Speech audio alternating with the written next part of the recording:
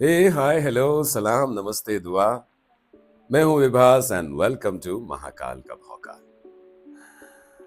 ये जो हमारी फिल्मी दुनिया है पिछले कुछ सालों में यहाँ पे एक सिलसिला चला है सीक्वल बनाने का, फ्रेंचाइजी का। हालांकि ये परंपरा बहुत पुरानी नहीं है, हॉलीवुड में हमेशा से बनती रही हैं। जैसे बहुत सारी फिल्में हैं जिनका एक सीरीज, जिनका एक सिलसिला, एक फ्रेंचाइजी पे कई सारी फिल्में बनी हैं।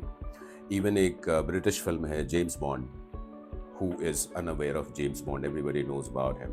तो जेम्स बॉन्ड पे बहुत सारी फिल्में बन चुकी हैं। तो ये सिलसिला वहाँ पे था और शायद हमने हमेशा कहीं ना कहीं उनकी ही कॉपी की है। उसी कॉपी के सिलसिले में हमने ये भी आजमाया कि फ्रेंचाइजीज बनाई जाएं, एक ही फिल्मों का कई सारा सीक्वल बनाया जाए, यहाँ तक कि सीक्वल के बाद प्रीक्वल भी बनने लगी और ये सिलसिला लगातार जारी है। जैसे और मज़े की बात ये है कि इसमें बहुत सारी फ्रेंचाइजी बहुत अच्छी तरह से हिट रही है। अभी जैसे हाउसफुल है, शायद 5वीं फिल्म आई और उसमें से मैक्सिमम 3 या 4 हिट है। एक आध फिल्में उतनी अच्छी नहीं चली। इसके अलावा धमाल है, ये एक ऐसा सिलसिला है जो लगातार चलता आ रहा है। अगर कोई फिल्म चल जाती है तो हमेशा कोशिश होती है कि इसका एक सीक्वल बनाया जाए, इसके बाद इसी कहानी पे या इसी थीम पे या इसी तरह के प्रेमाइस पे एक और स्टोरी डेवलप की जाए और उसे लोगों के सामने लाया जाए। इसी सिलसिले में अब एक नई फिल्म आई है, मेट्रो इन दिनों। ये बहुत पहले आई थी ये फिल्म। हालांकि ये फिल्म जो है बेसिकली एक नाटक थी रंजीत कपूर की, जिसे बाद में फिल्म में अडाप्ट किया गया और इसे बनाया गया। इसका गाना जो था बहुत हिट हुआ था।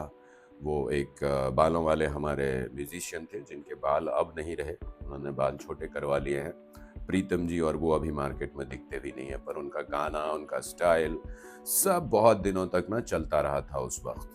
और कई सालों के बाद वो लेके आए इसका सीक्वल, एक ऐसा सीक्वल जिसका पुरानी कहानी से कोई कनेक्शन नहीं है। ये बिल्कुल ही एक नई कहानी है, नए ढंग से पेश की गई है, क्योंकि ये एक चला हुआ नाम है। पहले जो पहली बार जब ये फिल्म बनी तो चली थी, फिल्म थी भी अच्छी, लोगों ने कनेक्ट किया, शायद इसीलिए चली थी, लोगों को समझ में भी आई।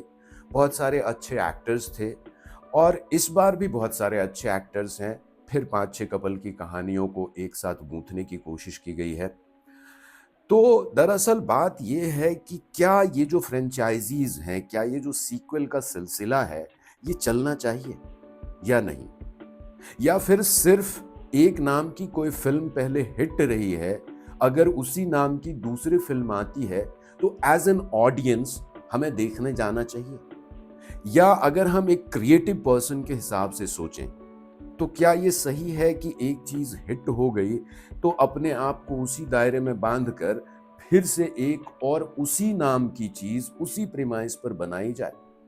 ये ऐसे सवाल हैं जो मैं चाहता हूं कि आप लोग सोचें इसके बारे में। बातें चल सकती हैं, बातें तो बहुत चल सकती हैं, लेकिन ये जो सिलसिला है कई बार तो हिट रहा है। मुझे पर्सनली ये लगता है कि अगर कोई फिल्म चली है, वो अच्छी है, तो उसके बाद उसका सीक्वल बनाया जा सकता है या उस कहानी को आगे बढ़ाया जा सकता है। पर एक ऐसा भी सिलसिला है कि कहानी को कहीं ना कहीं ऐसे मोड़ पर छोड़ा जाता है पहले ही कि उसमें सीक्वल बनाने की संभावना हो। अभी पिछले दिनों एक फिल्म आई थी माँ।